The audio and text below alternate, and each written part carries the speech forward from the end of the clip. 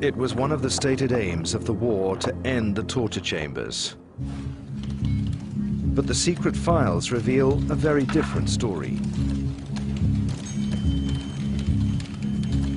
In graphic detail, they record extensive abuse at Iraqi police stations, army bases and prisons. On more than 1,300 occasions, US troops reported the allegations to their superiors.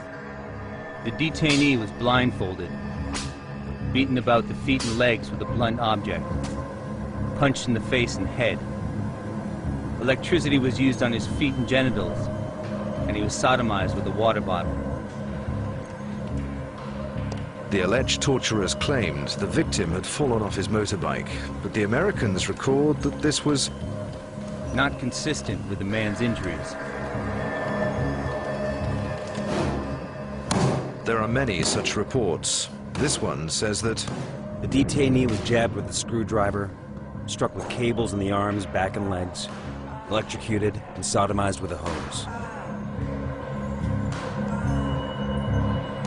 Sometimes the report is stark. Iraqi police beat detainee to death.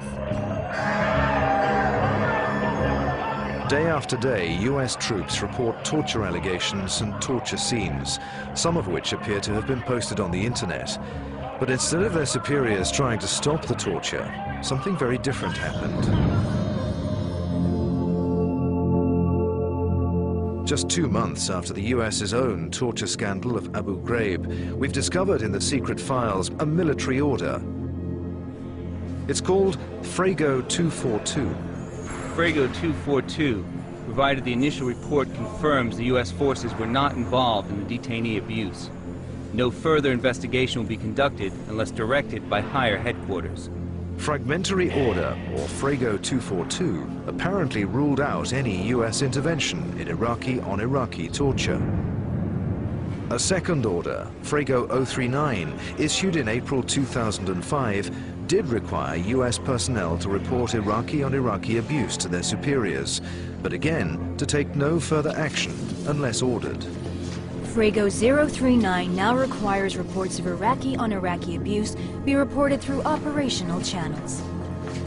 The Frago orders appear to originate from an initial order signed by the commander of coalition ground forces in Iraq in 2004, General Ricardo Sanchez. Some of the reports do appear to have been investigated, yet according to Amnesty International, no Iraqi personnel have ever received a custodial sentence for torture. I think that's quite wrong. If that is the order, then quite clearly, the US, as other governments, have a responsibility to act against torture. And if information about torture, including not by their own forces, comes to their attention, then they need to do something about it. There is evidence that Frago 242 and Frago 039 were also known about at the highest levels of US government. The most senior man in the US military was convinced his troops should be stopping torture in 2005. Then US Defense Secretary Donald Rumsfeld had different ideas.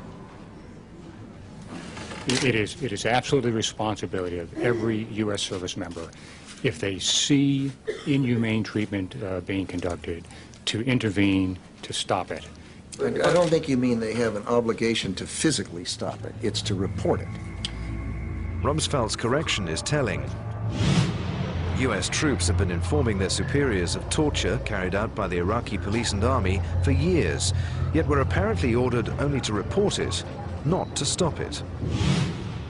Some senior Iraqi police officers did try to act against the torture, but were warned off, making the US position even more worrying. There was another abuse, which I supervised the investigation of. The rape of one of the detainees.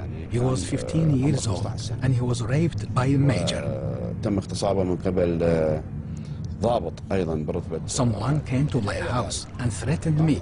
Either you abandon this case, or anything could happen to you.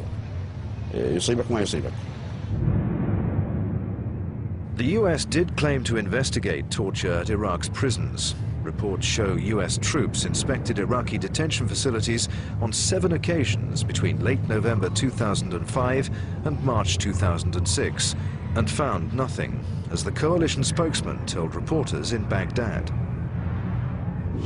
The facilities were, by our standards, overcrowded, but the people being held at those facilities were being properly taken care of. They were being fed, they had water, they were taken care of. So no abuse, no evidence of torture in those facilities. But what reporters weren't told is that during the exact period when the US says it was finding no torture, its own troops were finding something very different. US soldiers reported to their superiors 41 separate incidents of alleged abuse by Iraqi police or soldiers in the same period. They include multiple claims of detainees being beaten, including with chains, and a detainee who says that he was electrocuted. Even though the secret files may not relate to the specific sites of inspections, they are direct proof that the coalition knew that torture was still happening, and that the US had chosen to turn its back.